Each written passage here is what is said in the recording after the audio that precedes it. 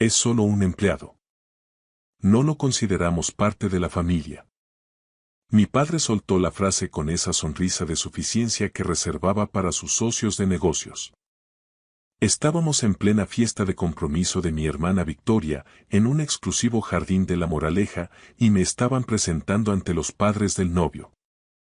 Yo permanecía allí de pie, embutido en un uniforme de camarero que me quedaba estrecho, sosteniendo con firmeza una bandeja cargada de copas de cava. Me llamo Felipe Castro. Tengo 31 años y, en este preciso instante, mi propio padre me acaba de presentar ante sus futuros consuegros como parte del personal de limpieza. Mi madre, sin rastro de vergüenza, soltó una carcajada cristalina. Hay gente que, simplemente, nació para servir a los demás. Los padres de Javier, el novio, intercambiaron una mirada de profunda confusión. Entonces, la madre de él me miró fijamente. No fue una mirada fugaz, me observó con una intensidad que me resultó familiar. Sus ojos se abrieron de par en par, reflejando un asombro que detuvo el tiempo. Un momento, murmuró ella, rompiendo el murmullo de la fiesta. ¿Es usted el doctor? El silencio se propagó por la sala como una mancha de aceite. El rostro de mi padre pasó del rojo rubicundo a una palidez cenicienta. ¿Qué doctor? Consiguió articular él, forzando una risa nerviosa. Sin responder, la mujer sacó su móvil, deslizó el dedo por la pantalla con urgencia y se lo mostró a su marido. La expresión de él cambió de inmediato, transformándose en una mezcla de reverencia y desconcierto. Es él, dijo en un susurro audible para todos. Victoria, incapaz de contener su curiosidad, les arrebató el teléfono para mirar la pantalla. Al ver la imagen, el color abandonó su cara de golpe. «Mamá, ¿qué significa esto?», preguntó con la voz quebrada. La madre del novio se irguió y habló con una claridad que cortó el aire como un bisturí. «Tu hermano es el Dr. Felipe Castro, el cirujano estrella de cardiología del Hospital Universitario La Paz. Él realizó una intervención de urgencia a mi padre el año pasado, una operación a corazón abierto que nadie más se atrevía a intentar. Le salvó la vida. A mi padre se le desencajó la mandíbula, las palabras se le agolpaban en la garganta sin lograr salir. Mi madre agarró el móvil de manos de Victoria y se quedó petrificada mirando el artículo. Era una fotografía mía a toda página. Pijama de quirófano azul, bata blanca impecable, el fonendoscopio al cuello y una imagen del momento en que recibía el premio al cirujano joven más destacado de la Comunidad de Madrid. «Espera», balbuceó Victoria, intentando recuperar el control, «esto tiene que ser un error». «Es falso». El padre de Javier se levantó con una dignidad severa. «No hay ningún error. Nosotros estuvimos en esa sala de espera. Este hombre operó durante 11 horas sin descanso. Mi padre respira hoy gracias a su talento», miró a mi padre con un desprecio mal disimulado. «¿Y dice usted que es un empleado de la limpieza?». Mi padre, por primera vez en su vida, no tenía una respuesta preparada. «Nosotros. Simplemente no lo sabíamos», balbuceó. «¿Cómo es posible que no supieran que su propio hijo es uno de los mejores cirujanos del país?», insistió el señor Villanueva, incrédulo. Toda la fiesta se había convertido en un patio de butacas. Dejé la bandeja sobre una mesa lateral con una calma deliberada y le sonreí con sinceridad a la madre de Javier. «Es un placer volver a verla recuperada, señora Villanueva». Luego, me giré hacia mi padre. El uniforme de camarero nunca me había pesado tanto como en ese segundo. «Dimito», sentencié. Caminé hacia la salida principal sin mirar atrás, pero mi madre no tardó en correr tras de mí por el pasillo. «Felipe, espera. No te vayas así», gritó. Me detuve y me di la vuelta lentamente. «¿Qué quieres, mamá? ¿Por qué nunca nos dijiste nada de esto?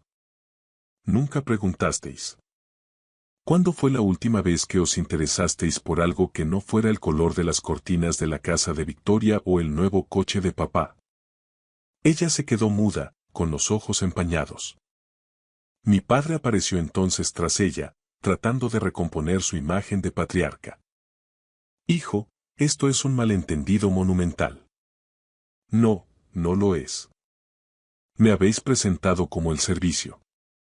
Lo decías totalmente en serio porque, para vosotros, eso es lo único que puedo aspirar a ser.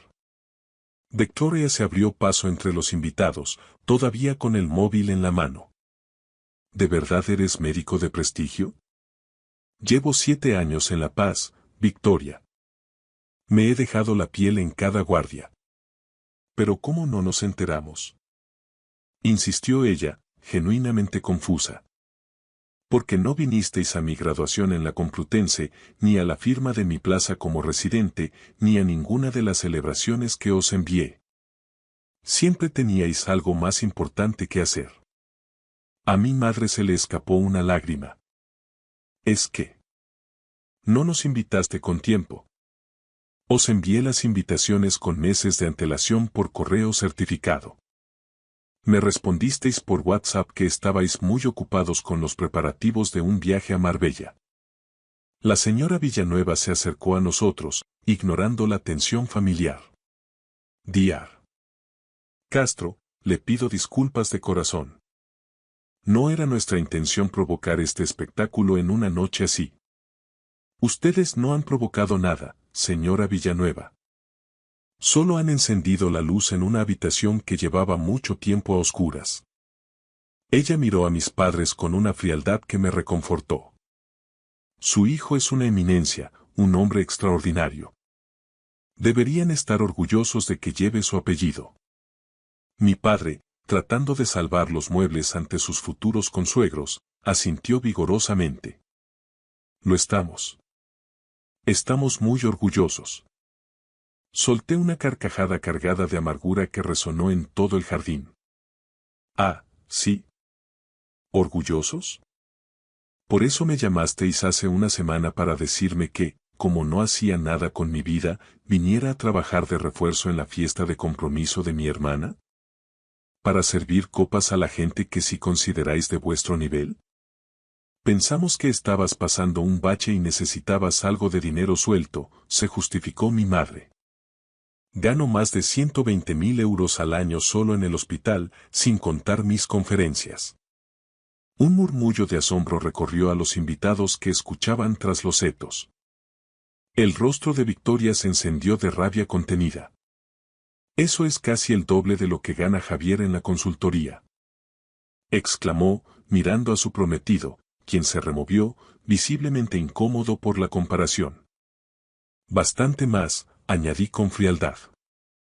Mi madre me puso una mano en el brazo, en un gesto de súplica.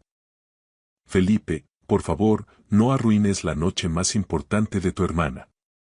Yo no estoy arruinando nada. Simplemente me voy a un sitio donde no me pidan que me disfrace de camarero para poder estar presente. Pero, ¿quieres quedarte? Preguntó mi padre, con una voz extrañamente pequeña. ¿Cómo qué? ¿Como el tipo que limpia las manchas de vino? Como familia, dijo él. Acabáis de decirle a todo el mundo que no me consideráis parte de ella. Mi padre dio un paso hacia mí, con una expresión que pretendía ser contrita. He cometido un error imperdonable. Lo siento. No sientes haberme humillado. Sientes que te hayan pillado mintiendo delante de las personas a las que quieres impresionar. El señor Villanueva intervino entonces, mirando a su hijo Javier. Quizás deberíamos posponer esta cena. Hay cosas en esta familia que necesitan una reflexión profunda. Victoria entró en un pánico absoluto. No, por favor. Es solo un malentendido, una broma interna que ha salido mal. Llamar criado a un cirujano que salva vidas no es una broma, sentenció la señora Villanueva con voz gélida. Y menos obligarle a vestir un uniforme de catering para servir a sus propios parientes. Fue idea vuestra que me pusiera esto, les recordé a mis padres. Dijisteis que ya que no aportaba nada, al menos que ayudara con la logística. Victoria abría cerraba la boca, incapaz de procesar que su mundo perfecto se desmoronaba por su propia soberbia. Miré por última vez a los asistentes, a los invitados que ahora me veían no como un mueble, sino como un hombre. Disfrutad de la velada. Si alguien tiene un infarto, ya sabéis dónde encontrarme, dije con ironía. Y, sin mirar atrás, me marché hacia mi coche. Conduje en silencio hasta mi piso en el barrio de Justicia, un ático con techos altos y vigas de madera vista que ofrecía una paz absoluta frente al bullicio de la ciudad. En cuanto encendí el teléfono, este empezó a vibrar como un animal herido. Llamadas perdidas de Victoria, de mi madre, de mi padre. Ignoré todas. Me serví una copa de un Ribera del Duero que guardaba para ocasiones especiales y me senté en la terraza. Desde allí, veía cómo las luces de la Gran Vía se extendían como arterias luminosas bajo mis pies, recordándome la complejidad de los corazones que intentaba reparar cada día. Esta no era la primera vez que me hacían sentir invisible, era simplemente la culminación de 30 años de desprecio sistemático. Cuando entré en la Facultad de Medicina de la Complutense, mi padre sentenció que aquello era solo una fase de rebeldía porque no quise estudiar ADE para heredar su consultora.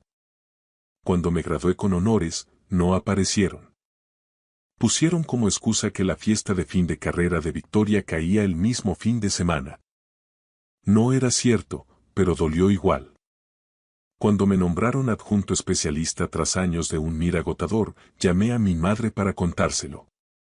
Ella se limitó a decir: «Qué bien, cariño, me alegro mucho», antes de cambiar de tema para quejarse de que el nuevo Porsche de Victoria no tenía el tono de cuero exacto que ella quería. Después de aquello, decidí que la distancia era mi única armadura. Mantuve las formas, enviaba flores en los cumpleaños y regalos generosos en Navidad, pero dejé de compartir mi mundo con ellos. Ellos asumieron que mi silencio era sinónimo de fracaso, que vivía de alquileres precarios y trabajos temporales. Y yo, por pura fatiga emocional, dejé que lo pensaran. Hasta esta noche. Mi teléfono vibró de nuevo. Un mensaje de Victoria. Me has dejado en ridículo delante de toda la familia de Javier. No te lo voy a perdonar nunca. Le respondí con la misma frialdad que uso antes de una incisión. Te has dejado en ridículo tú sola. Llamó al instante. ¿Cómo te atreves?, gritó nada más descolgar. Has montado un número de teatro en mi compromiso. ¿Cómo me atrevo a qué, Victoria? ¿A existir? ¿A ser alguien más que el camarero que queríais que fuera? Dejaste que pensaran que eras un muerto de hambre, sollozó ella, con esa rabia mimada tan suya. Yo nunca dije que tuviera problemas económicos. Vosotros lo asumisteis porque no visto trajes de 3.000 euros ni publico mis vacaciones en Instagram. Vistes como si fueras un estudiante eterno, Felipe. Esa ropa de marcas desconocidas. Parece de mercadillo. Es ropa ética y cómoda, Victoria. Y sí, algunas piezas son de tiendas de segunda mano en Malasaña. Me gusta la ropa con historia. Conduces un coche de hace 10 años que hace ruido al arrancar. Es una vergüenza para papá. Es un coche alemán que funciona perfectamente y me lleva al hospital cada mañana. No necesito un coche de lujo para que la gente sepa cuánto valgo. Ganas una fortuna, Felipe. ¿Por qué vives como un ermitaño si podrías tener un chalet en la finca? Porque el dinero no me define, ni es el centro de mi universo. Es una herramienta, nada más. Se quedó callada un momento, procesando algo que no terminaba de encajar en su esquema mental. Deberías habérnoslo dicho, dijo al fin, con un tono más bajo. No habríamos. Ya sabes. ¿Para qué? ¿Para qué pudierais fardar de hijo médico en el club de campo? ¿O para qué empezarais a pedirme préstamos para los caprichos de papá? Eso es injusto. Somos tu familia. La familia de Javier, a los que acabo de conocer hoy de verdad, me ha mostrado más respeto en 5 minutos que vosotros en una década. Mis propios padres me presentaron como el servicio. No trates de dulcificarlo. Hubo un silencio tenso al otro lado de la línea. ¿Qué quieres que haga ahora?, preguntó ella, sonando agotada. Nada. Disfruta de tu compromiso, si es que queda algo de él. Los Villanueva estaban muy molestos cuando me fui. Entonces llámalos y pídeles perdón, exigió, recuperando su tono imperativo.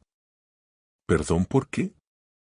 ¿Por salvarle la vida a su abuelo o por dejar que tu familia me tratara como basura? Eres un dramático, de verdad. Siempre tienes que ser el protagonista. Colgué. No tenía energía para más toxicidad. 2 horas más tarde, llamaron al timbre. Era mi padre. Se veía cansado, las luces del rellano acentuaban las arrugas de su rostro y, por primera vez, me di cuenta de que empezaba a parecer un anciano. ¿Puedo pasar?, preguntó, evitando mirarme a los ojos. Me hice a un lado sin decir palabra.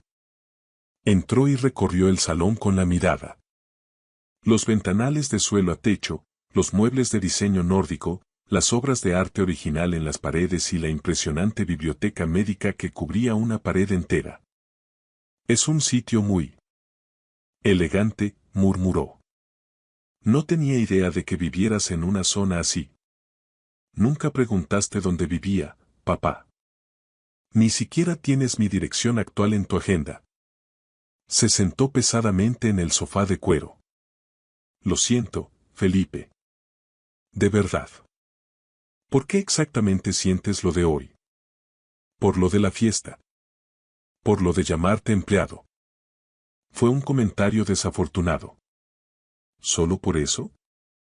¿Y qué hay de no saber absolutamente nada de mi vida en los últimos 10 años?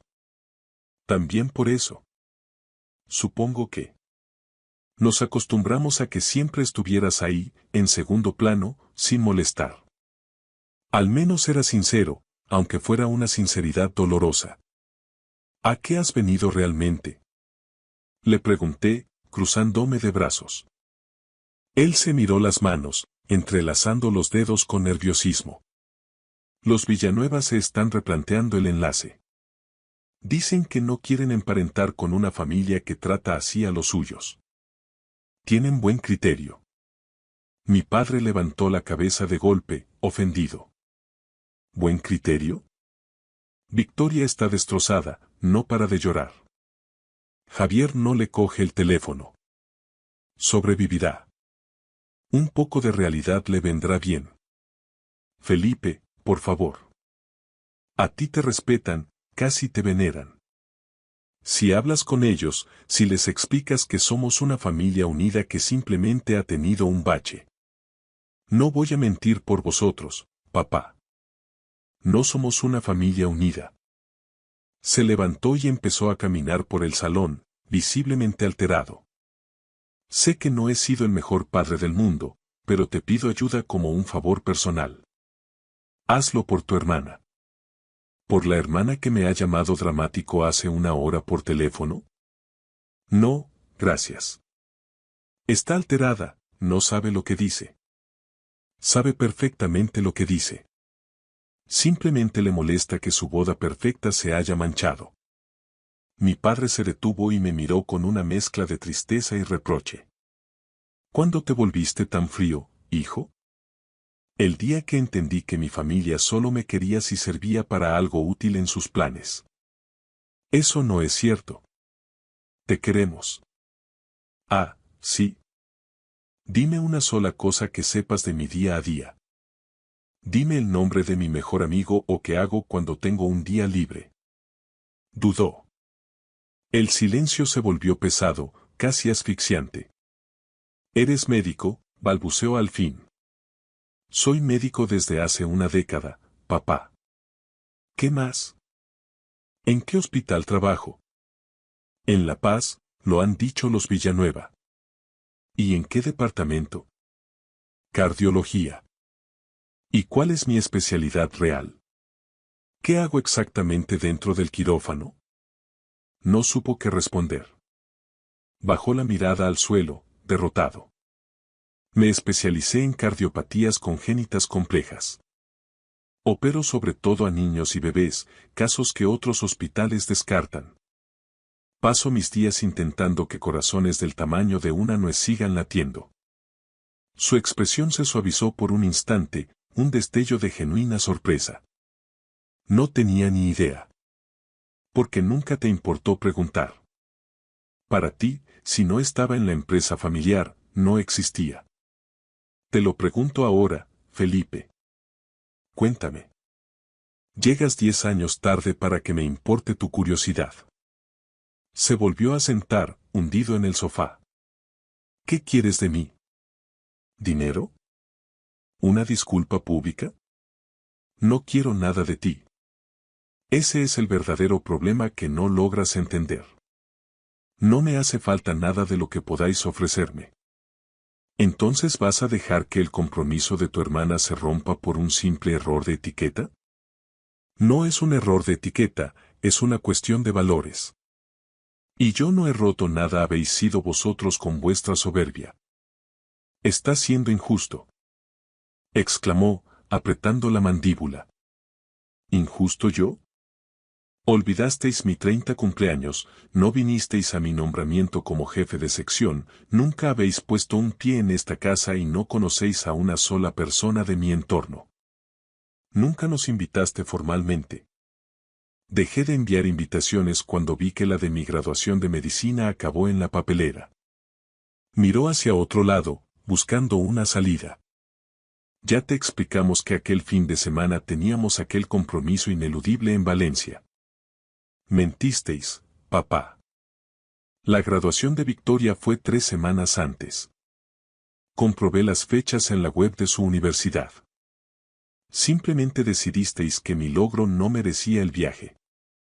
Se puso rojo de pura vergüenza. Entonces, ¿por qué dijimos aquello? Porque era más fácil inventar una excusa que admitir que os importaba un bledo mi carrera. No tuvo respuesta. Caminé hacia la puerta de entrada y la abrí de par en par. La corriente de aire fresco del pasillo cortó la tensión. Deberías marcharte. Felipe. Tengo una cirugía de una transposición de grandes vasos a las 6 de la mañana. Es un bebé de 3 días. Necesito descansar y tener las manos firmes. Se levantó con dificultad, caminó hacia la salida y se detuvo en el umbral, dudando si decir algo más. Los Villanueva me pidieron tu número personal. Quieren invitarte a cenar a su casa la semana que viene. A solas. Me lo pensaré. Por favor, ve. Hazlo por Victoria. Si ellos ven que te llevas bien con nosotros. Si voy, será por los Villanueva. Son personas con integridad. Algo que brilla por su ausencia en esta familia.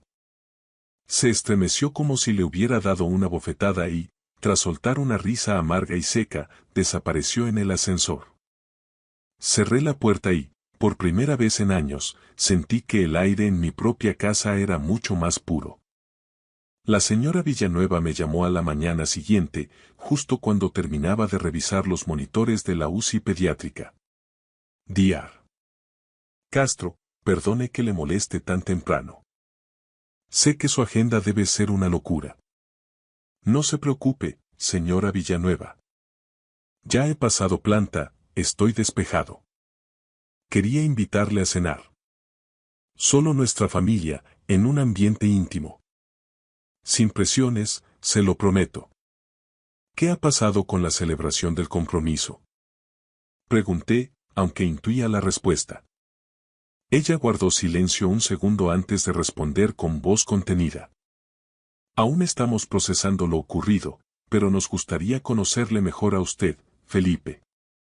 ¿A qué se debe el interés, si me permite la pregunta? Porque salvó la vida de mi padre y porque lo que presenciamos anoche nos obligó a cuestionar los valores fundamentales de la familia en la que Victoria se ha criado. Queremos entender. Entiendo. ¿Viernes a las 7 en nuestro restaurante? Allí estaré. Gracias por la invitación. Colgué y, como si fuera un resorte, mi teléfono vibró al instante. Un mensaje de Victoria. ¿Te ha llamado la señora Villanueva? Sí, contesté escuetamente. ¿Qué te ha dicho? Me ha invitado a cenar con ellos. ¿Vas a ir? Sí. Felipe, por favor, te lo suplico. Sé amable. No te metas en lo que no te incumbe. No lo arruines todo ahora que parece que se han calmado. No me molesté en responder. Mi hermana seguía creyendo que el problema era el espectáculo y no la realidad subyacente. Llegó el viernes. Me dirigí al restaurante de la familia Villanueva, un local acogedor y sofisticado en el barrio de Salamanca, con un comedor privado en la planta superior decorado con una elegancia sobria. La señora Villanueva me saludó con un afecto que se sentía mucho más real que cualquier gesto de mi madre en años. Dr. Castro, es un honor tenerle aquí. Por favor, llámenme Felipe. Hoy no llevo la bata. Su marido se puso en pie y me estrechó la mano con firmeza. Un placer volver a verle. Su hijo, Javier, estaba allí. Parecía haber envejecido 5 años en un par de días. Estaba solo. ¿Victoria no viene? Pregunté, fingiendo sorpresa.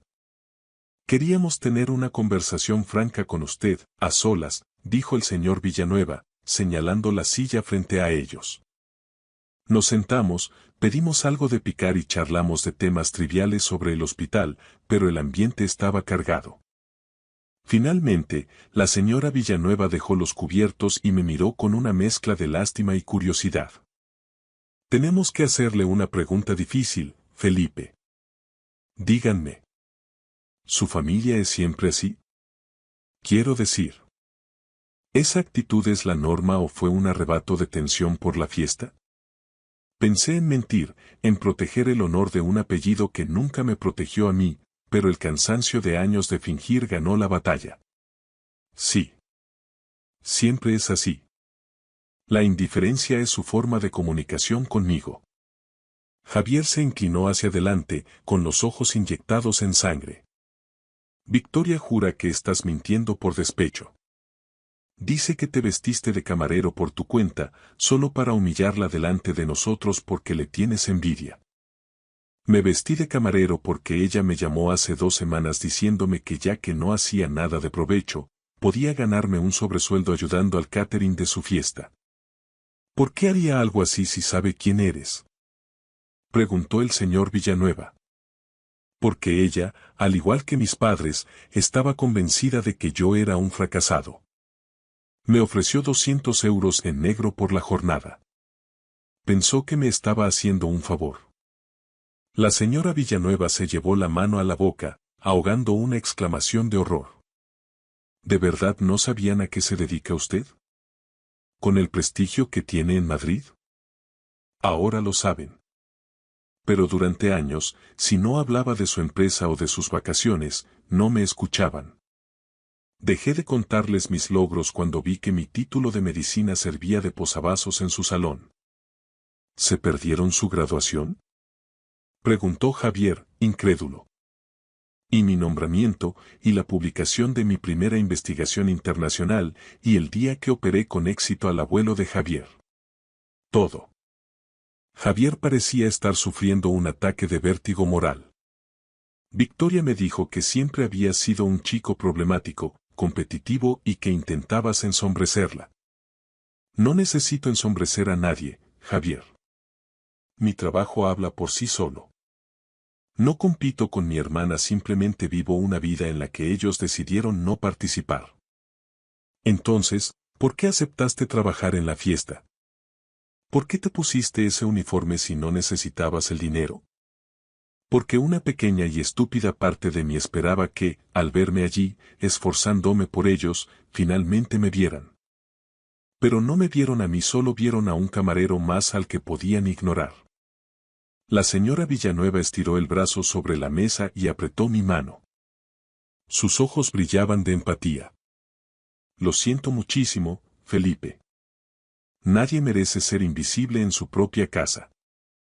No es culpa suya, señora Villanueva. A veces, la sangre es solo un líquido que circula, no un vínculo que une. Nos estamos replanteando seriamente la viabilidad de este compromiso, sentenció el señor Villanueva.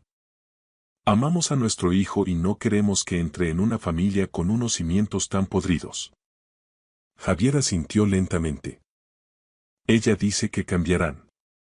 Que ahora que saben la verdad, todo será distinto. ¿Tú qué crees, Felipe?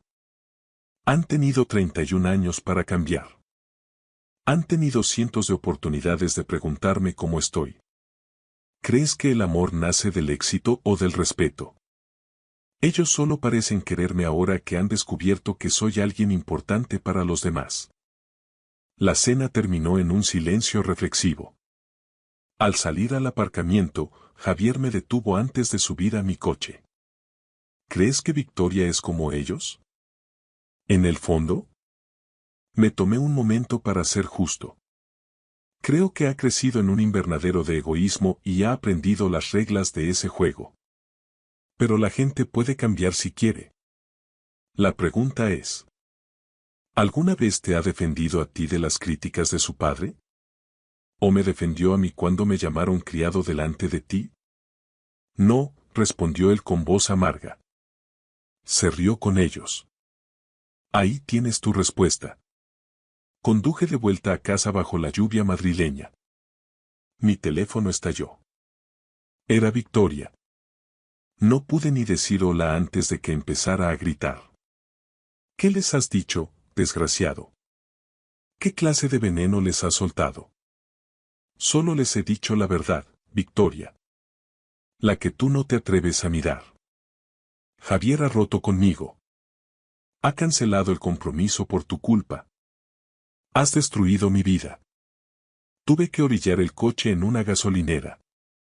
El pecho me dolía, pero no por ella. Yo no he roto nada. Tus actos y los de papá han tenido consecuencias. Les dijiste que te obligamos a trabajar. Eso es una distorsión. Me ofrecisteis dinero por servir copas en tu fiesta porque creíais que era un muerto de hambre. Eso no es una distorsión, es lo que pasó. Intentaba ayudarte. Creía que lo necesitabas. Victoria, gano más de 10.000 euros al mes. No necesitaba tus miserables 200 euros. Necesitaba una hermana. Ella rompió a llorar, un llanto histérico. ¿Por qué me haces esto ahora? ¿Por qué no podía seguir fingiendo? Porque me he cansado de hacerme pequeño para que vosotros os sintáis grandes. He dejado de fingir que esta familia es normal y que me tratas con un mínimo de afecto. Te trato como a un hermano. ¿Cuándo fue la última vez que viniste a mi casa? ¿Cuándo me llamaste para saber si estaba bien después de una guardia de 24 horas? ¿Cuándo celebraste algo que no fuera tu propio reflejo en el espejo? El silencio al otro lado fue la respuesta más honesta que me había dado nunca. Colgó. 2 días después, mi secretaria me avisó de que había una mujer en la recepción del hospital exigiendo verme. Era mi madre. Esperó 4 horas mientras yo terminaba una intervención compleja. Cuando salí al vestíbulo, la vi allí, sentada en un banco, con el maquillaje corrido y un aspecto desaliñado impropio de ella. Felipe, por favor. Tenemos que hablar. Estoy de servicio, mamá. No es el lugar. Victoria no sale de su habitación. La boda se ha cancelado oficialmente. Los Villanueva han devuelto hasta los regalos. Es una decisión de Javier. Él ha visto lo que hay. Tú podrías arreglarlo. Si llamas a la señora Villanueva y te retractas. Si pides perdón por las mentiras que les contaste sobre nosotros. Me detuve en seco y la miré a los ojos, sintiendo una náusea profunda. No mentí, mamá. Cada palabra fue real. Nos dejaste como unos monstruos. Dijiste que no nos importabas. Es que no os importo. Os importa el diar. Castro, el jefe de sección. Felipe, el hijo que necesitaba vuestro apoyo, nunca os importó. En un arrebato de furia ciega, mi madre se levantó y me cruzó la cara con una bofetada. El sonido del impacto resonó en todo el vestíbulo del Hospital La Paz. El personal de seguridad intervino al instante, sujetándola. Señora, cálmese. Tiene que abandonar el edificio ahora mismo, ordenó uno de los guardias. Mi madre pareció despertar de un trance, mirando su propia mano con horror mientras los pacientes y colegas nos observaban con estupor. Felipe. Yo. Lo siento. Balbuceó. Vete a casa, mamá. Ya has hecho suficiente por hoy. Me di la vuelta y caminé hacia mi despacho. Cerré la puerta, me senté en mi silla y, por primera vez en años, las lágrimas desbordaron mi resistencia. No lloraba por el golpe físico, sino por la confirmación definitiva de que, incluso en su momento de mayor desesperación, ella seguía eligiendo el bienestar de Victoria y su estatus social por encima de mi propia existencia. Esa misma noche, mientras el eco de la bofetada de mi madre aún resonaba en mi mente, recibí un correo electrónico de Javier. Fue breve, pero cargado de una honestidad que no esperaba. Diar. Castro, Felipe. Quiero que sepa que nada de esto ha sido culpa suya. Presenciar cómo le trata a su propia familia fue el golpe de realidad que necesitaba. No puedo construir un futuro ni una vida con alguien que ha normalizado esos comportamientos. Espero de corazón que esté bien. Se merece mucho más. Le respondí con una sola frase. Gracias, Javier. Has tomado la decisión más valiente y correcta para ambos. Pasó una semana de silencio absoluto. Me refugié en lo único que siempre me había dado estructura. El hospital. Realicé 3 cirugías complejas, todas con éxito, encontrando en el ritmo constante de los monitores la paz que mi vida privada me negaba. Entonces, el señor Villanueva me llamó. ¿Tiene un hueco para un café, Felipe? Preguntó con su habitual cortesía. Por supuesto. Mañana salgo de guardia a las 10. Nos vimos en una cafetería discreta cerca de la plaza de Cusco. El señor Villanueva parecía cansado, pero su mirada seguía siendo firme.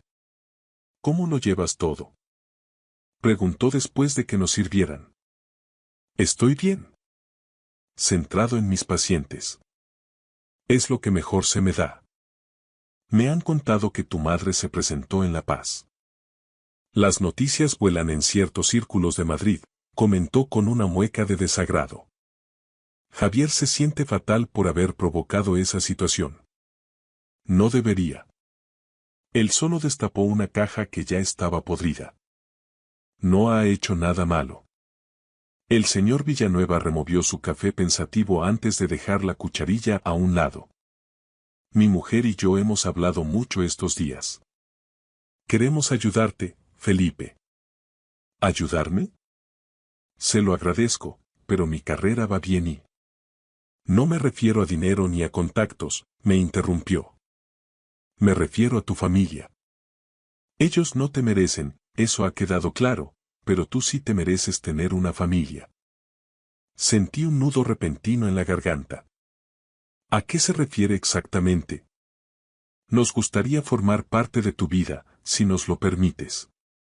No como conocidos, sino como algo más. ¿Por qué? Logré preguntar, con la voz un poco quebrada. Apenas nos conocemos. Porque salvaste a mi padre, sí. Pero también porque eres una persona íntegra que ha brillado a pesar de la oscuridad de su entorno. Todo el mundo merece tener a alguien que realmente le vea, que celebre sus logros sin envidias. Por primera vez en mucho tiempo, las lágrimas asomaron sin permiso allí mismo, en medio de la cafetería. No sé qué decir. Di que vendrás a comer a casa el domingo, sonrió él. Sin protocolos. Durante el mes siguiente, las comidas con los Villanueva se convirtieron en mi refugio. Me preguntaban por mis investigaciones, por cómo me sentía después de una cirugía difícil, por mis sueños de abrir una fundación para niños sin recursos.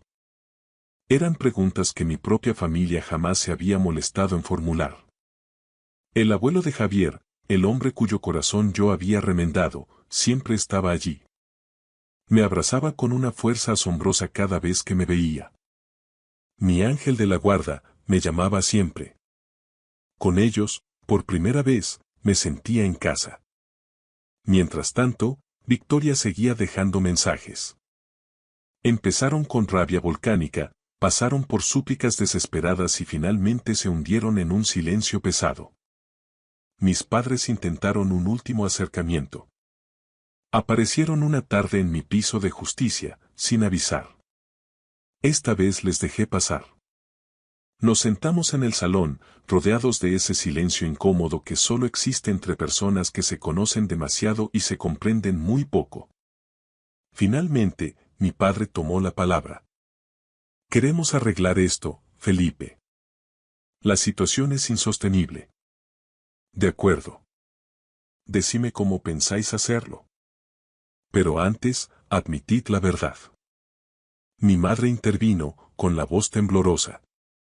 No nos dábamos cuenta de que te estábamos haciendo tanto daño. Pensábamos que eras fuerte. No me vengas con eso, mamá. Lo sabíais perfectamente. Elegisteis a Victoria por encima de mí en cada cumpleaños, en cada graduación, en cada cena. Fue una decisión consciente y sistemática. Mi padre bajó la mirada, derrotado por la evidencia. Tienes razón, admitió en un susurro. Tienes toda la razón. La favorecimos a ella porque era más fácil, porque nos devolvía el reflejo que queríamos ver. A ti te ignoramos porque no te necesitábamos para brillar. Estuvimos muy mal. Esa honestidad brutal me dejó sin aliento. ¿Por qué? Pregunté. ¿Tampoco valía para vosotros? Porque ella siempre nos pareció frágil, pensábamos que nos necesitaba más, dijo mi madre. ¿Y tú? Tú siempre fuiste tan independiente, tan capaz desde pequeño, que simplemente dejamos de mirar. No sé si podré perdonaros, dije después de un largo rato. La confianza no se reconstruye con una charla en un sofá. Lo entendemos, respondió mi padre. Solo queremos una oportunidad para intentarlo. Bajo mis condiciones, sentencié. Con límites claros. No soy vuestro trofeo para lucir ante vuestros amigos, ni vuestro camarero cuando Victoria necesita ayuda. No fue un proceso perfecto, pero fue un comienzo. 6 meses después, las cosas habían cambiado. Mis padres asistieron a una entrega de premios de la Real Academia de Medicina para verme. Esta vez llegaron los primeros y se quedaron hasta el final. Victoria también me buscó para tomar un café en un sitio neutral. Me pidió perdón. Un perdón que, por primera vez, me pareció sincero y no una estrategia para recuperar a Javier. Te di por sentado, confesó, removiendo su taza. Tenía una envidia tóxica de todo lo que habías logrado por ti mismo. ¿Y por eso me tratabas como si no fuera nadie? Supongo que si te hacía sentir pequeño, yo me sentía un poco más grande. Fue horrible, Felipe. Lo siento mucho. Hablamos durante horas. Me contó que estaba en terapia, intentando entender por qué necesitaba la aprobación constante de los demás. Javier hizo bien en dejarme, admitió con tristeza. Yo no estaba preparada para ser la compañera de nadie, ni siquiera de mi propio hermano. Un año después de aquella fiesta de compromiso que amenazaba con destruirme, la escena era radicalmente distinta. Era domingo y ambas familias compartían mesa en el jardín de los Villanueva. Mi madre ayudaba a la señora Villanueva con los postres en la cocina, compartiendo recetas con una naturalidad nueva. Mi padre charlaba con el señor Villanueva sobre inversiones, pero esta vez me incluía en la conversación. Victoria estaba a mi lado, mucho más serena. Esto es raro, ¿verdad? Susurró ella. ¿Raro bueno o raro malo? Raro del que cura, respondió con una sonrisa pequeña. Javier también estaba allí. Él y Victoria habían empezado a hablar de nuevo, yendo muy despacio, reconstruyendo algo nuevo sobre las cenizas de lo que fue. Javier me miró desde el otro lado de la mesa y me dijo un gracias silencioso con los labios. Yo asentí. Después de la comida, mi padre me llevó a un lado, cerca de los rosales. Gracias por darnos esta segunda oportunidad, Felipe. Sé que no nos la merecemos. Probablemente no, contesté con sinceridad, pero en mi trabajo aprendo que todo el mundo merece una oportunidad de sanar si el tratamiento es el adecuado. Me abrazó. No fue uno de esos abrazos de compromiso para las fotos, fue un abrazo de verdad, de los que pesan y reconfortan. Estoy muy orgulloso de ti, hijo. Debería haberlo dicho hace 10 años. Dilo ahora. Con eso es suficiente. Esa noche, mientras conducía de regreso a mi ático viendo el perfil de Madrid iluminado, recordé el momento en que la señora Villanueva me reconoció y vi la palidez en el rostro de mi padre. Pensé que aquel escándalo lo destruiría todo, pero la verdad, por dolorosa que sea, siempre es preferible al teatro de las apariencias. Ya no era invisible. Ni para mis colegas, ni para mis pacientes, ni para los Villanueva, y finalmente, ni para mi propia sangre. Pero lo más importante es que yo había dejado de hacerme pequeño para encajar en sus sombras. Aquella fiesta de compromiso, diseñada para humillarme, terminó siendo mi liberación. Un año después, rodeado de gente que me quería por lo que era y no por lo que servía, finalmente sentí que estaba en casa. Muchas gracias por ver. Si les ha gustado la historia, denle a like, escriban un comentario y suscríbanse para no perderse la próxima historia. Valoramos mucho su presencia en este canal. Todo lo mejor. Volví a casa del cementerio empapada, no solo por la pena sino por la fría lluvia de aquel febrero en la costa valenciana. Había dejado a Margarita, mi suegra, mi Marga, bajo tierra. 10 años. 10 años cuidándola a través de su decadencia, desde el primer ictus hasta el último suspiro. El negro de mi abrigo estaba saturado y mis manos aún temblaban por el esfuerzo de la caja, por el adiós definitivo.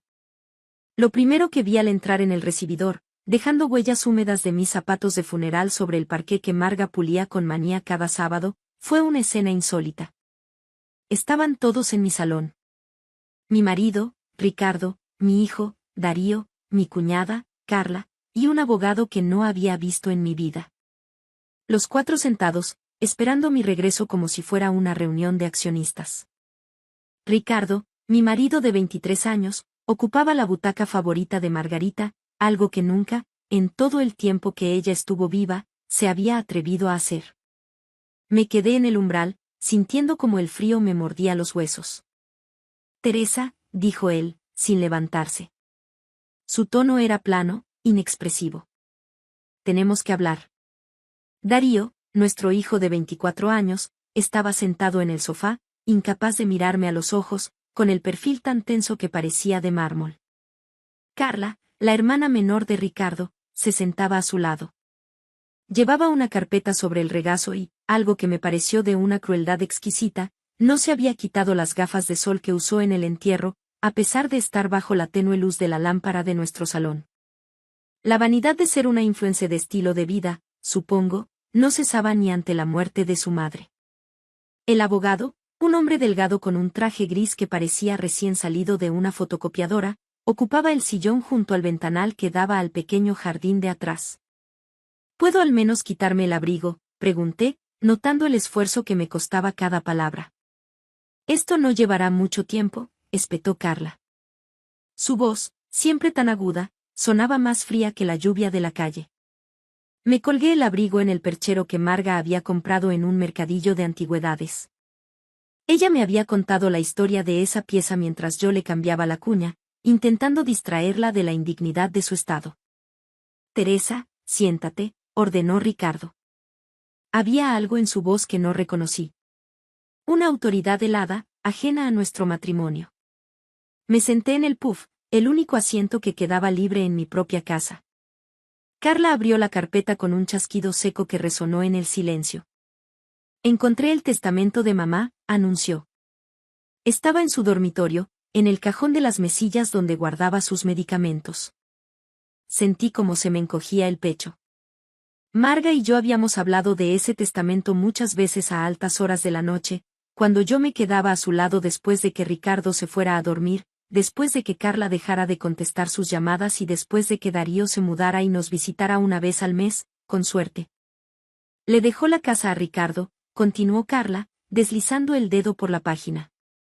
Junto con todos sus ahorros, que ascienden a unos 450.000 euros.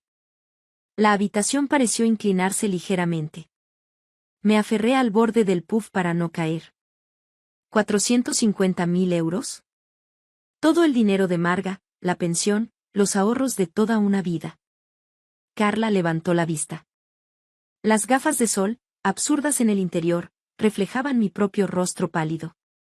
¿Y para ti, Teresa? Preguntó. Te dejó 4.500 euros por tus servicios. Por mis servicios. 10 años de servicios. 10 años despertando cada 3 horas para girarla y evitarle las úlceras por presión. 10 años triturando su comida y alimentándola por sonda.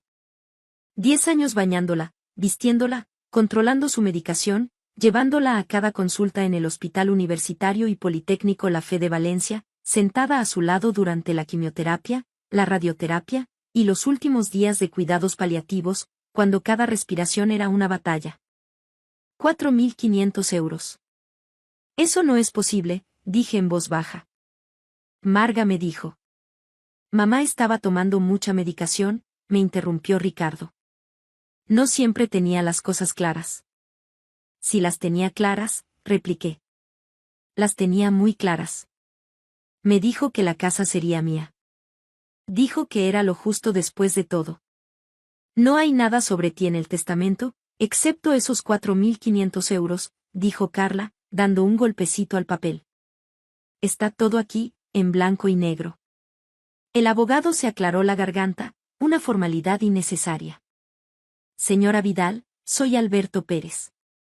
Me han solicitado para atestiguar la lectura de este testamento y para informarle que tiene un plazo de 48 horas para desalojar la propiedad. 48 horas. Miré a mi hijo. Darío. Él clavó la vista en sus manos. Papá dice que es lo que la abuela quería. Tu padre no la visitó durante 6 meses antes de que muriera, me oí decir. Ni tampoco tu tía. ¿Dónde estabais todos cuando ella lloraba a las 3 de la mañana por un dolor insoportable? ¿Dónde estabais cuando no recordaba su propio nombre? ¿Dónde, Darío? Teresa, Ricardo se puso de pie. Me pareció más alto de lo que recordaba. O tal vez yo me había encogido. Esto es lo que quería mi madre. Recibirás tus 4.500 euros. Darío se queda con nosotros. Tienes que hacer tus maletas y marcharte. Con nosotros. Dijo con nosotros. Como si Darío y Carla fueran una nueva unidad familiar y yo fuera la intrusa, la sirvienta despedida. Hacer mis maletas, repetí. Tiene 48 horas, insistió el abogado. Después de eso, si no ha desalojado la propiedad voluntariamente, nos veremos obligados a iniciar un proceso de desahucio. Me levanté lentamente. Sentía las piernas como gelatina, pero no les daría el gusto de verme caer. Lo entiendo, dije. Creo que todos se sorprendieron. Quizás esperaban gritos, lágrimas, un drama. Pero de 10 años de enfermería había aprendido algo. No se puede pelear cada batalla en el momento en que ocurre. A veces, hay que esperar. Hay que evaluar. Hay que planificar. Subí las escaleras hasta el dormitorio que había compartido con Ricardo desde que cumplimos 40 años, el mismo en el que había pasado tantas noches despierta, escuchando la respiración de Marga a través del monitor de bebé reutilizado, lista para correr a su habitación si me necesitaba. Saqué mi maleta del armario y empecé a empacar. Toda mi vida había sido la responsable, la que se casó joven e hizo que funcionara. La que puso en pausa mi propia carrera de enfermería cuando a Marga le dio el primer ictus, porque Ricardo insistió en que su madre necesitaba el cuidado de la familia, no de extraños a sueldo. Yo era la que sonreía y asentía cuando Carla llegaba 2 veces al año con regalos caros y quejas sobre lo difícil que era su vida como influencer de moda. Empaqué mis uniformes de enfermera, aunque hacía una década que no los usaba. Guardé el pequeño joyero que Marga me había regalado por mis 60 cumpleaños. Metí los álbumes de fotos que Ricardo quería tirar porque, según él, ya están digitalizados. Y luego, empaqué el sobre. El sobre que Marga me había presionado en la mano 3 días antes de morir, cuando tuvo uno de sus momentos de lucidez, cuando la neblina de morfina se levantó y me agarró la muñeca con una fuerza sorprendente. Teresa, me susurró. Mis hijos no son buenas personas. Lo sé ahora. Siento no haberlo visto antes. No digas eso, le dije, acariciándole el cabello hacia atrás. Solo están ocupados. No los defiendas, me reprendió. Siempre has defendido a todos los demás. Es hora de que alguien te proteja a ti. Sacó el sobre de debajo de su almohada. No lo abras hasta después de que me haya ido. Prométemelo. Se lo había prometido. Ahora el sobre yacía en el fondo de mi maleta, todavía sellado. Había cumplido mi palabra, incluso en el funeral, incluso cuando cada instinto me gritaba que lo abriera. Pasé las siguientes 48 horas en un lúgubre hostal Ruta del Sol, junto a la antigua carretera A4 que iba hacia Madrid. La habitación olía a tabaco y lejía, y el calefactor hacía un ruido de traqueteo que me mantuvo despierta. Utilicé los 4.500 euros que Carla había transferido a mi cuenta, aparentemente todo mi valor después de una década de devoción, para pagar 2 semanas de alojamiento y comprar algo de comida en el supermercado de descuento cercano. Al tercer día, abrí el sobre. Dentro había una llave con una etiqueta que decía Caja Banco Nacional y una nota con la caligrafía temblorosa de Marga. Teresa. Conozco a mis hijos. Me preparé para esto. Confía en mí, el verdadero testamento está en la caja. También hay una grabación de vídeo. Llama a Bernardo Winters, de Winters y Asociados. Su número está en la caja. Siento mucho que tengas que lidiar con esto. Te mereces mucho más de todos nosotros. Con amor, Marga. Me quedé sentada en la cama del hostal durante mucho tiempo, sosteniendo esa nota. Luego, llamé a Bernardo Winters. El bufete de abogados estaba en un antiguo edificio de ladrillo en el centro histórico de Valencia, justo encima de la panadería que hacía los rollos de canela que tanto le gustaban a Marga antes de que ya no pudiera tragar alimentos sólidos. Bernardo Winters, un hombre de unos 70 años, tenía ojos amables y un apretón de manos firme. Señora Vidal, dijo. La estaba esperando. Margarita vino a verme hace 8 meses. Tenía muy claro lo que quería. Me condujo a una sala de conferencias e insertó la llave que yo le había traído en una caja metálica sobre la mesa. Dentro había otro sobresellado, una memoria USB y una gruesa carpeta de documentos. El testamento oficial de Margarita, dijo Bernardo, abriendo el sobre, fue ejecutado el 15 de junio del año pasado. Fui testigo yo mismo, junto con 2 de mis colegas.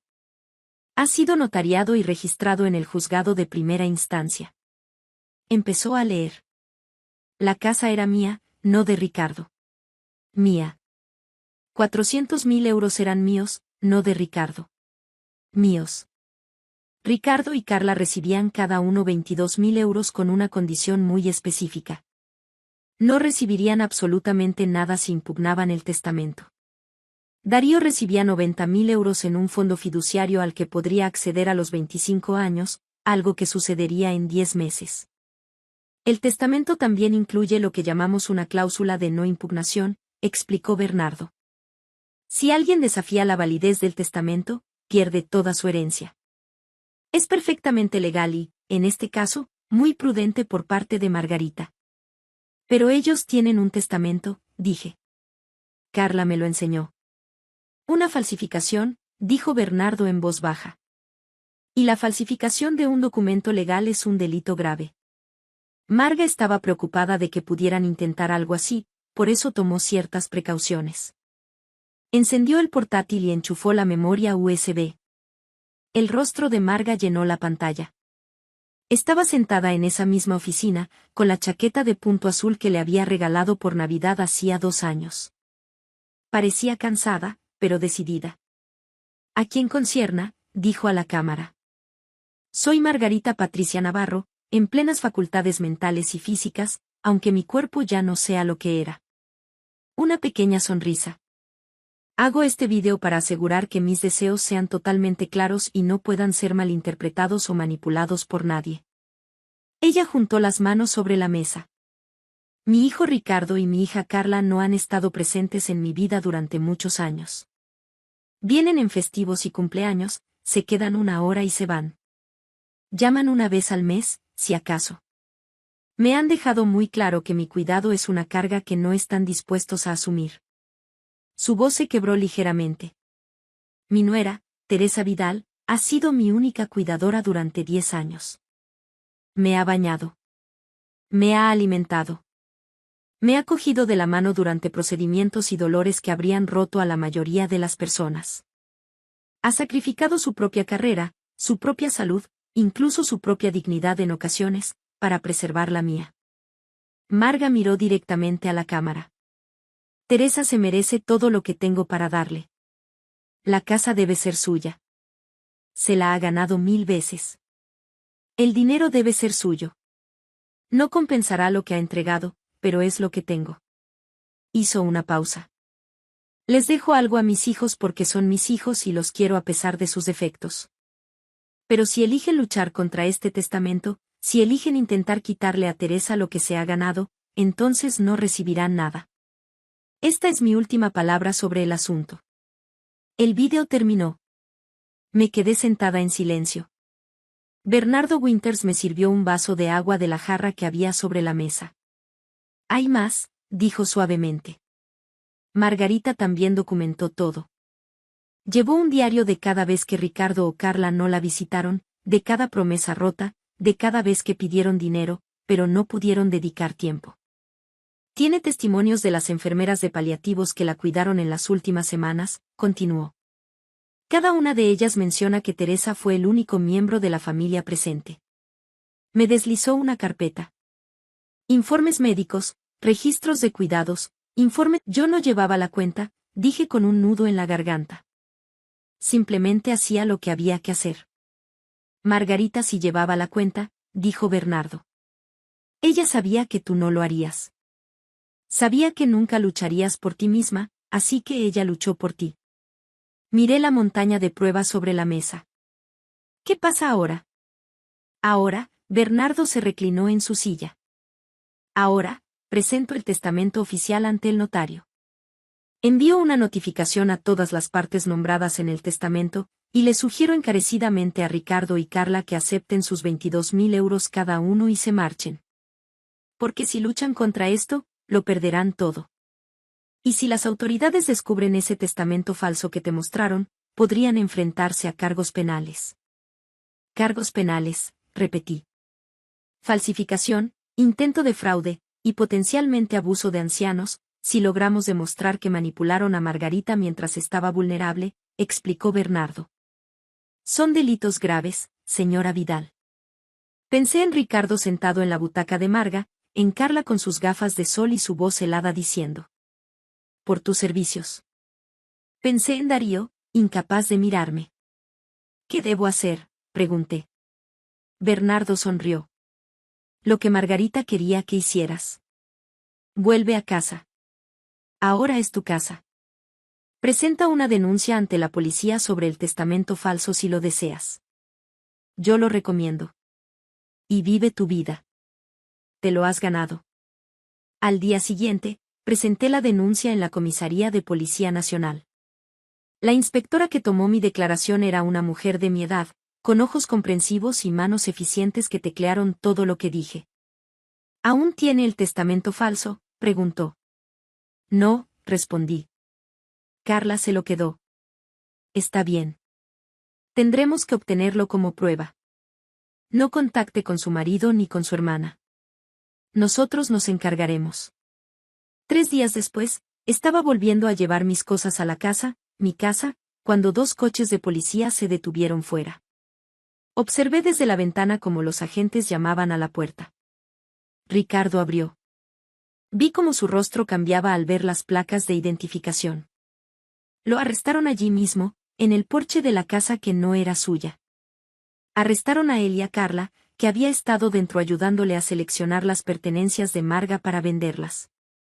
Darío me llamó esa noche. Mamá, su voz era pequeña. Lo siento mucho.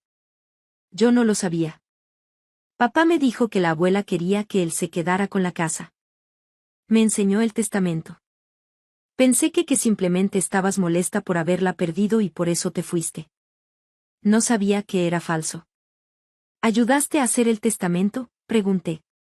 No. No, lo juro. Simplemente lo vi después. Lo vi después.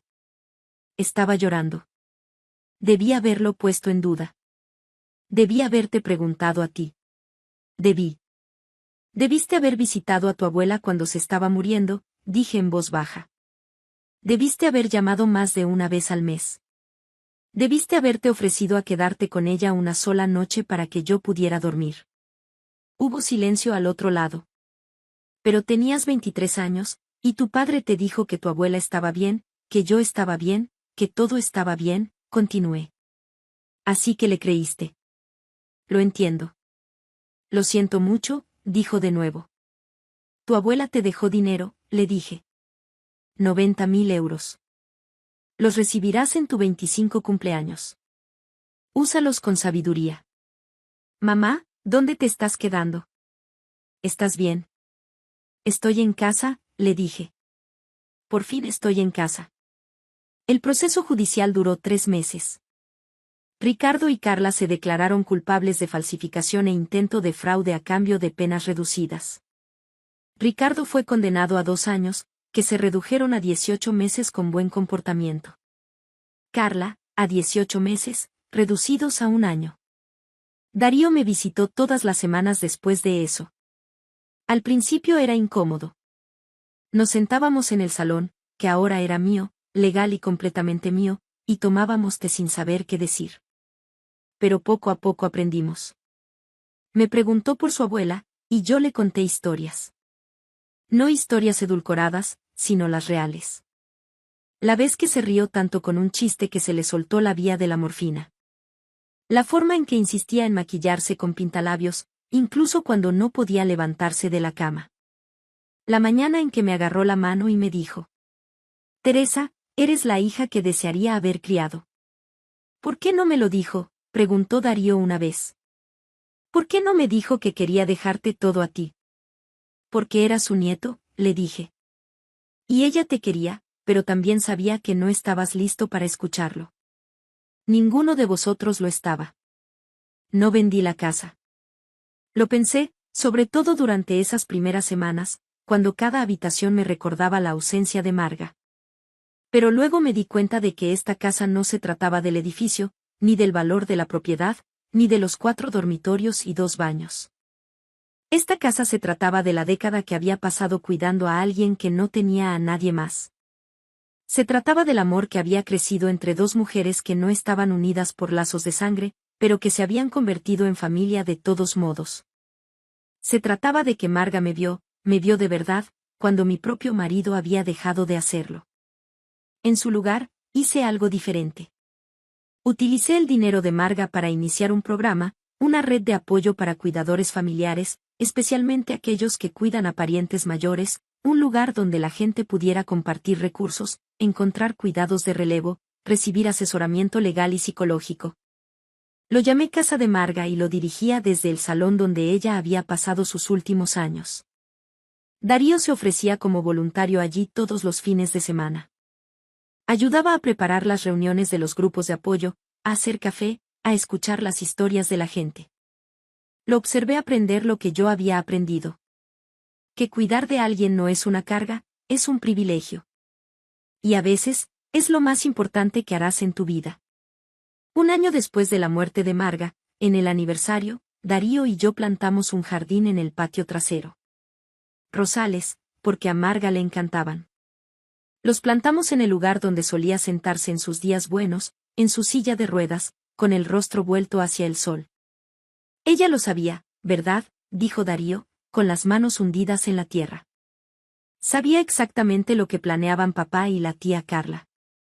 Ella lo sospechaba, dije. Y me protegió de la única manera que sabía. Con pruebas, con documentación, con la verdad.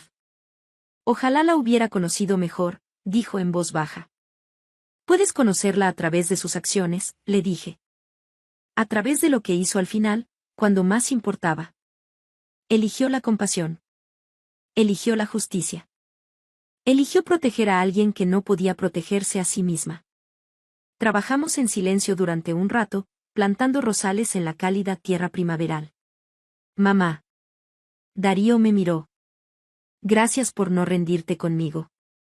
Eres mi hijo, dije simplemente. Marga me enseñó que la familia no es solo cuestión de sangre. Se trata de quien aparece, quien se queda, quien hace el trabajo duro de amar a la gente incluso cuando no lo merecen. Hice una pausa, con las manos cubiertas de tierra, rodeada de rosales que florecerían mucho después de que ambos nos hubiéramos ido. Pero también me enseñó algo más, añadí. Que a veces, lo más amoroso que puedes hacer es trazar una línea. Decir. No más. Protegerte a ti misma de la misma manera que has protegido a todos los demás. Darío asintió lentamente. ¿Crees que volverás a hablar con papá alguna vez? Pensé en Ricardo en esa prisión, vestido de naranja en lugar de los costosos trajes que siempre prefería. Pensé en Carla, su carrera de influencia arruinada por los titulares sobre abuso de ancianos y fraude. Pensé en la década que había pasado haciéndome más pequeña para que ellos pudieran sentirse más grandes. No lo sé, dije con honestidad. Tal vez algún día, pero no porque tenga que hacerlo, no porque se espere. Solo si quiero. ¿Y quieres? Miré la casa a nuestra espalda, los rosales que comenzaban a echar raíces, el rostro de mi hijo, todavía tan joven, pero aprendiendo, creciendo, intentando ser mejor de lo que le habían enseñado. Pregúntame dentro de un año, dije. Esa noche, a solas en la casa que era por fin, legal, irrevocablemente mía, saqué los álbumes de fotos que había salvado de la basura de Ricardo. Fotos de Marga de joven, sosteniendo al pequeño Ricardo. Fotos de ella y su difunto esposo el día de su boda, fotos de navidades y graduaciones y martes ordinarios que en su momento parecieron intrascendentes, pero que ahora eran preciosos. Y escondida en la parte posterior del último álbum, encontré una nota más de Marga, escrita con la misma mano temblorosa que la que había dejado con el sobre. Querida Teresa, si estás leyendo esto, entonces mi plan funcionó. Estás en casa. Estás a salvo. Por fin estás recibiendo lo que te merecías desde el principio. Siento no haberte dado más cuando estaba viva. Más reconocimiento, más apoyo, más defensa contra el egoísmo de mis hijos, pero te estoy dando esto ahora. Permiso. Permiso para dejar de sacrificarte. Permiso para dejar de encogerte. Permiso para ocupar espacio y exigir respeto y conocer tu valor. Has sido la arquitecta de la comodidad de todos los demás durante demasiado tiempo. Ahora, construye algo para ti. Con todo mi amor y gratitud, Marga. Lloré entonces por primera vez desde el funeral. No lágrimas de tristeza exactamente. Algo más complicado. Dolor, sí, pero también alivio. También gratitud. También algo parecido a la libertad. Ya no era el chivo expiatorio. Ya no era la pacificadora o la cuidadora o la que se tragaba sus propias necesidades para hacer sitio a las exigencias de todos los demás. Yo era Teresa Vidal, 60 años, propietaria de una casa de 4 dormitorios con un jardín de rosales, directora de la Casa de Marga, una asociación sin ánimo de lucro que atiende a cuidadores familiares en 3 comarcas valencianas, madre de un hijo que estaba aprendiendo lentamente lo que significaba aparecer. Y yo era la mujer que había sido amada lo suficiente por alguien que apenas me conocía al principio, pero que me había visto con la suficiente claridad como para luchar por mí incluso después de la muerte. Eso valía más que cualquier casa, cualquier dinero, cualquier testamento. Pero era agradable tener la casa. Gracias por escuchar mi historia hasta el final. Si resonó contigo, dale like, escribe en los comentarios qué fue lo que más te tocó y no olvides decir de dónde eres. Suscríbete al canal, vienen muchas más historias.